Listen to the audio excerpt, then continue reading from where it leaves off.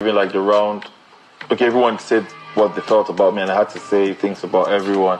And I used the word, I told her, I feel like she's a strong person. Hi guys, welcome back to my channel. It's your girl Azine Williams. How are you all doing? Hope you guys are good. Hope you guys are fine. If you're new to this channel, kindly click on the subscription button.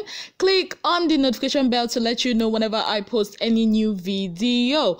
So all day I have been waiting to see Ozo. Like ever since he got evicted from the Big Brother house, I've just been waiting and waiting and waiting to see Ozo. Then later I saw this video of him being sighted. Yes, this particular video here, and I was super excited.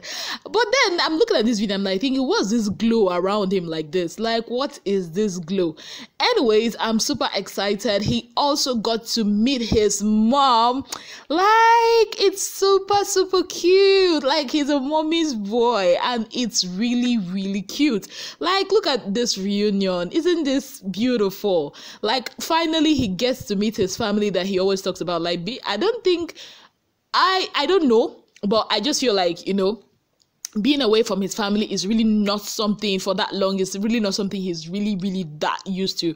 I know, yeah, he traveled abroad at some point and all that, but he's still like a family-oriented guy. So yeah, so congratulations to him for meeting his mom. I know a lot of people be like, Ezine, why are you saying congratulations?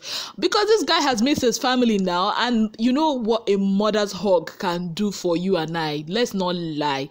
It's kind of like one therapy we all need. So yeah, and also he also got to chat with Ebuka. Of course, that is the very first chat he has. Before then he had like this 2-minute talk that they always do for all the evicted housemates. When talked about Dora, asked about Dora, he said Dora is his G.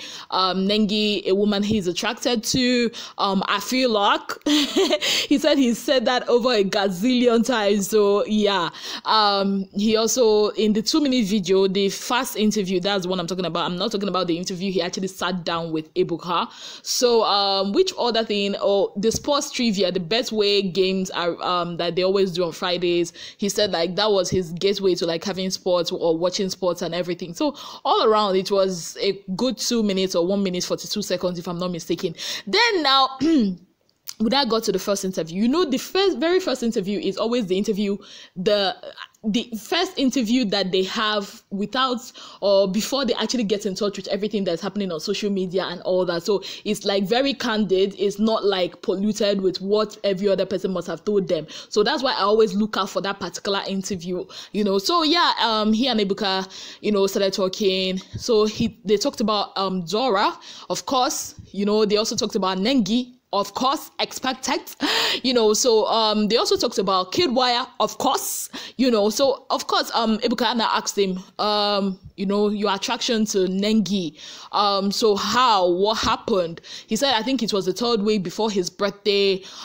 He made a statement when everybody was wishing him well about his birthday, and he said that, he said, what's her name? Nengi is a strong woman, and she actually came up to him. I was like, is that the only thing you can, you know, the only attributes you can give to me? You said other things to other people. And he was like, to him, that's like a very strong, you know, attribute, you know, and that is one thing that led him to get attracted to her. So Ebuka asked him, okay, at one point, you know that this girl has a situation outside the house, you know, and you still didn't want to give up. Like, Kilodze, what happened? Because that's the question on all of our minds. And he was like, the truth is, after the birthday thing, that she took him aside and they had discussions, and she told him about her situation outside. And for him, it was a 50-50 thing, you know. So he knew that, because she also told him that they can only be friends, you know, but he knew that even when that they become friends, that last it will still end up here. But he just had to make that decision to follow her bumper to bumper. And they also asked him, Ebuka asked him about Dorothy. You know, did he see that, you know, at some point the way he was painting Dorothy to every other person was somehow, there was a situation like at some point it was almost as if there was a triangle. At some point the side chick thing came up. At some point it was as if it had, because of also there was an issue between Nengi and Dorothy, because Dorothy was now seeing bullying Nengi through the complaints of Ozo, and we all know that's what happened. So for that, he said he didn't see it that way, that he and Dora became fast friends from the first time. That actually how they became friends was they were doing this what's the name of this game, Don't Leave Me challenge, and she was saying something that was to end with tissue, and he now said tissue, and she now ran, you know how Dora can be, she now ran around at his back and I told him lose my number or delete my number, and that was how they became friends. And Dora became like one person he's always free with, and the issue is that he always like sought counsel with Dora, and he never saw it that way. He never saw it like he was putting her in a bad light or everything like that. So they now talked about the whole Kidwire situation now. Oga, we know that at some point, you know, it looks as if you and Kidwire, you didn't really like Kidwire, as if you were threatened by him because you kept putting Kidwire up for possible eviction. And he said that when he got his second strike because of Nengi, that Kidwire pulled him outside and was like, no, you cannot, you know, you cannot get another strike because of this girl. And also, he also said that before Kidwire left, that both of them had a discussion where he told him about, you know, Kidwire's very jovial and very carefree nature. That was something he was not agreeing to. You know how Kidwire can play with everybody. You know, Kidwire is a very flirtatious guy. So that one, Ogaozo did not like it at all. You know, he didn't like it at all. So that was it, you know, between both of them.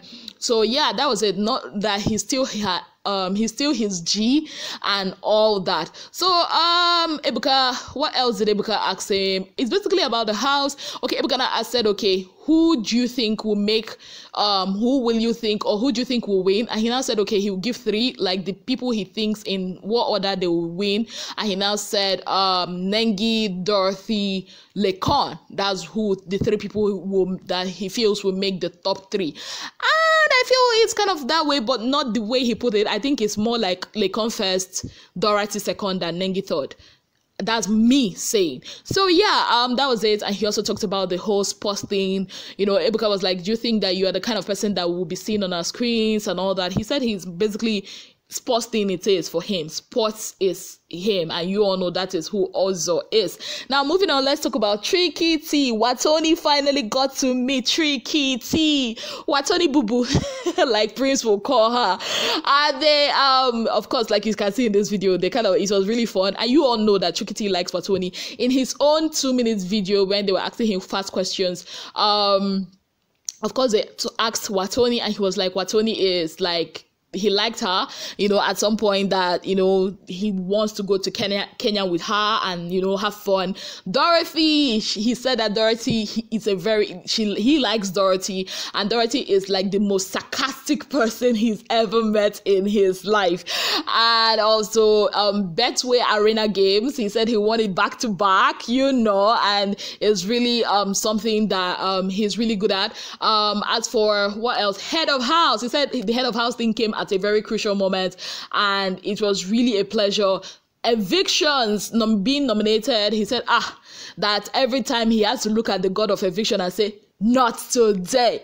So now let's go into the interview he had with Ebuka. Yes, so of course Ebuka asked him about the whole nomination thing. What did you feel like? A lot of people were like, people outside were putting you in the bottom 4 and your housemates keep saving you like since week 3, if I'm not mistaken. How did that feel back to back, being up for possible eviction, you know, for about 6 weeks? And so he was not like the first time, you know, he was like, hi people, maybe these people are putting him up for eviction because that week he had like an altercation with Prince and other people, you know. But he now said, okay, you know what, he's gonna be a public servant. That's why the next week he decided, everybody, I'm gonna be serving you. But still, people still put him in bottom 4.